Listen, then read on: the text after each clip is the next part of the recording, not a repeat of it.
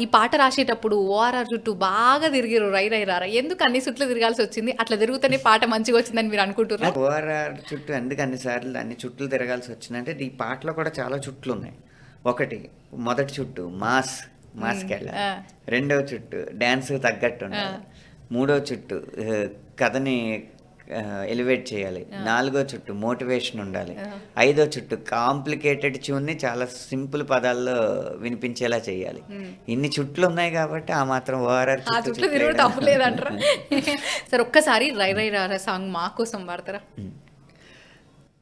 నిన్నటిలాగే రేపున్నదంటే ఈ రోజేం పీకావనే, నీ అయ్య వడ్డీ నీ బిడ్డ కడితే నువ్వేమి పొడిచావనే,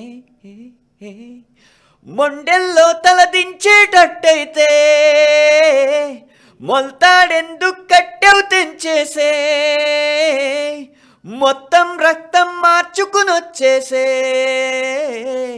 రై రై రారా రై రై రారా అడ్డేలేని దారై రారా, రై రై రారా రై రై రారా హద్దేలేని తీరై రారా,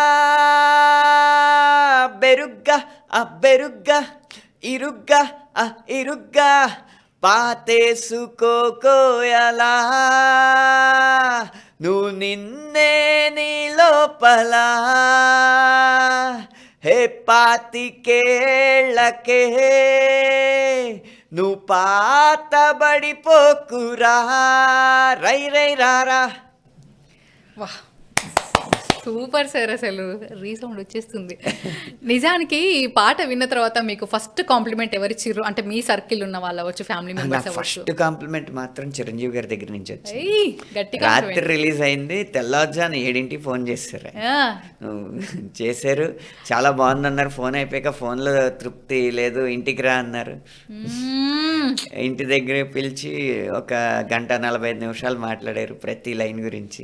ఇది కూడా తృప్తిగా లేదు, మనం ఒక ఇంటర్వ్యూ లాగా చేద్దాం, ఇద్దరం కలిసి ఒక టీవీ ప్రోగ్రామ్ చేద్దాం అన్నారు. ఓ నైస్ నైస్ అది సూపర్. పబ్లిసిటీ పిఆర్ టీమ్ చెప్తే ఇది సినిమా రిలీజ్ టైంలో చేస్తే చాలా బాగుంటుందండి అని చెప్పారు. ఆ రిలీజ్ దగ్గరలో చేస్తాం interview. Super sir, super super. ఎట్లా అనిపించింది మీకు మరి చిరంజీవి గారి కాంప్లిమెంట్స్ ఇచ్చిన తర్వాత ఆ క్షణం మీరు ఎట్లా ఫీల్ అయినరు? Cloud9 అంటారు కదా, Cloud9 999. 999 అందుకే టీవీ 9కి వచ్చిర్రేమో ఇవన్నీ చెప్పడానికి.